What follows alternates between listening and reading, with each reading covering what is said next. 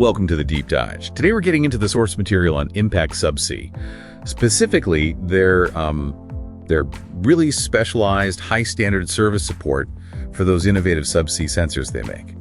Yeah, the sources we have show a system that's, well, much more than just fixing things. It seems like a whole life cycle approach, Yeah. Routine checks, but also really specific calibration, even custom design work. That's right. And our goal here is to quickly unpack what full service support really means in this kind of highly technical field. It's not just about repairs. It's looking at how they integrate, proactive knowledge, upgrades, making sure you get the best performance and uptime. Okay, let's start there then. The standard service. A sensor comes back to them. What's on that checklist? What do the engineers actually do? Well, it's incredibly stringent. The service always includes a full check of all the sensing capabilities, not just the main one. All of them, okay. Yeah, and a detailed physical inspection, cleaning the housing. But the really critical bit, the mandatory step that shows their philosophy, is replacing all the O-rings. Every single one. Every single one. It's not just if they look worn, it's preventative. Basically, a 0-hour reset for sealing integrity before it goes back out. That makes sense, like guaranteeing the seal. Exactly. Now, calibration, that's also available, but it's optional. Or rather, if you specifically request it alongside that standard maintenance. Right, okay. That mandatory O-ring replacement, that says a lot. And their support services, they seem to push this idea of being a trusted partner.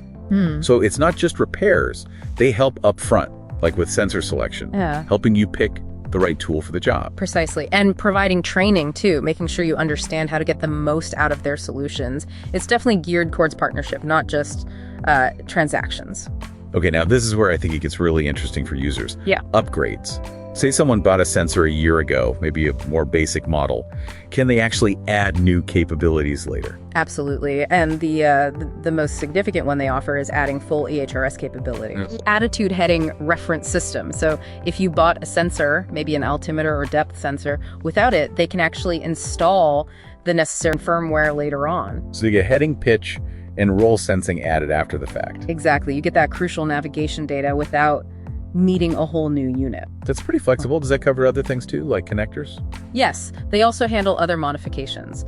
Fitting different connector types is quite common if your ROV or deployment system needs a specific interface. Okay, let's shift to calibration, because the accuracy figures mentioned in the sources are, well, they seem quite extreme. Yeah, the capability of their in-house calibration lab is pretty remarkable. If you take their high-accuracy depth sensors, like the ISD 4000 or the ISD 4000L. Those are the ones for really precise work, right? Exactly. Critical stuff. They can conduct and verify pressure calibration down to 0.01% full-scale accuracy. Okay, that's already very accurate. But for those specific models, they can even verify it to 0.005% full-scale accuracy. 0.005%. Wow. Is that just meeting a standard, or is that them pushing the envelope? That level, 0.005%, that's typically way beyond standard requirements.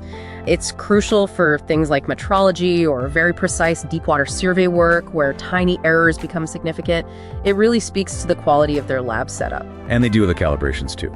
They offer specialized AHRS calibrations for sensors like the ISA 200, ISA 500, and for some older models like the ISS 360 series, they do AHRS calibration attitude reference system, ensuring you get reliable orientation data. Okay, so the electronics are clearly handled with extreme precision. So if you tie all these threads together, the support, the upgrades, the extreme calibration, it really paints a picture of full life cycle management, doesn't it? Yeah, from helping you choose it, to keeping it precise, to making sure it physically survives. It shows they really stand behind the technology from the moment you acquire it right through its operational life.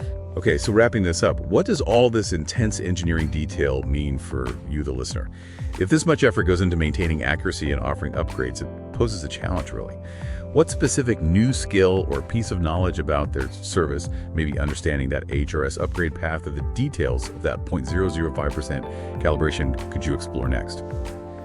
How could you move beyond just using the sensor to truly optimizing its performance in your next project?